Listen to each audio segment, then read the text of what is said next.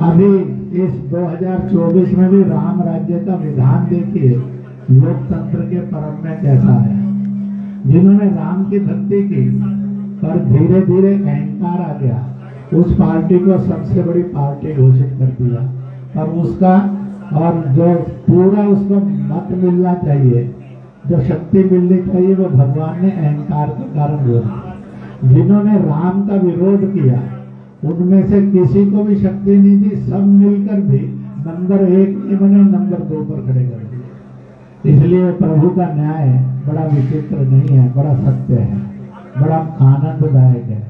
इसलिए जिस पार्टी ने भक्ति की, अहंकार आया, उसको 241 पर रोक दिया, पर सबसे बड़ी बना दी। जिनके अंदर राम की अनास्था थी, अश्रद्धा थी, और उनको सबको मिलकर 234 पर रोक दिया।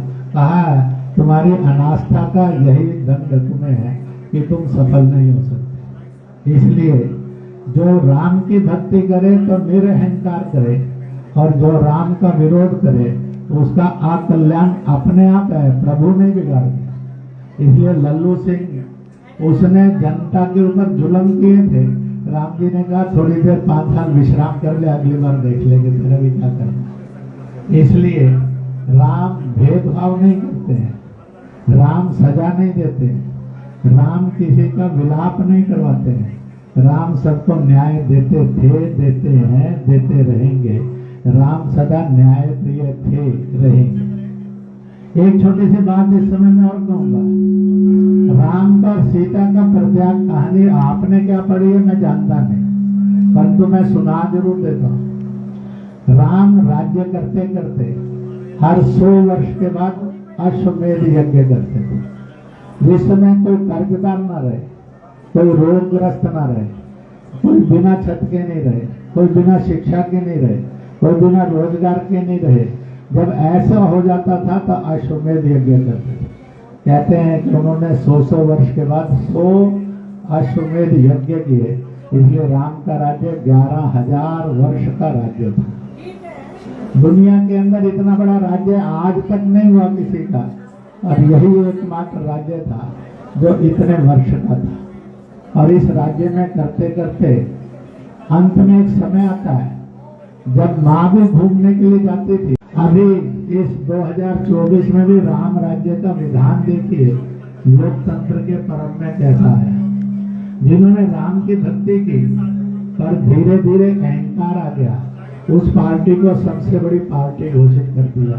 और उसका और जो पूरा उसको मत मिलना चाहिए, जो शक्ति मिलनी चाहिए, वो भगवान ने अहंकार के कारण दिया। जिन्होंने राम का विरोध किया उनमें से किसी को भी शक्ति नहीं दी, सब मिलकर भी नंबर 1 नहीं बने, नंबर 2 पर खड़े कर दिए। इसलिए प्रभु का न्याय बड़ा विचित्र नहीं है, बड़ा सत्य है, बड़ा आनंददायक है। इसलिए जिस पार्टी ने भक्ति की, अहंकार आया, उसको 241 पर रोक दिया, पर सबसे बड़ी बना दी। जिनके अंदर राम की अनास्था थी, अश्रद्धा थी, और उनको सबको मिलकर 234 पर रोक दिया।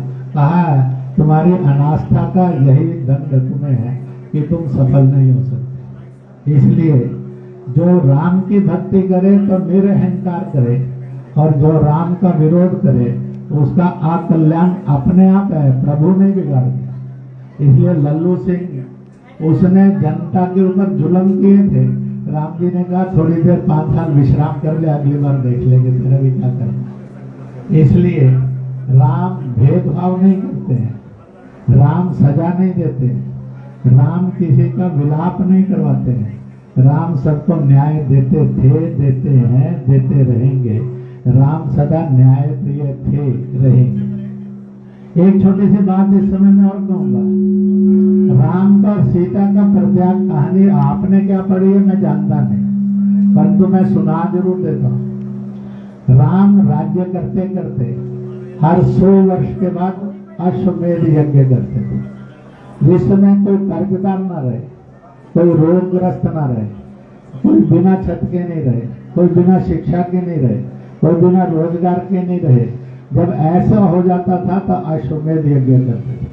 कहते हैं कि उन्होंने 100 वर्ष के बाद 100 अश्वमेध यज्ञ किए। इसलिए राम का राज्य 11,000 वर्ष का राज्य था।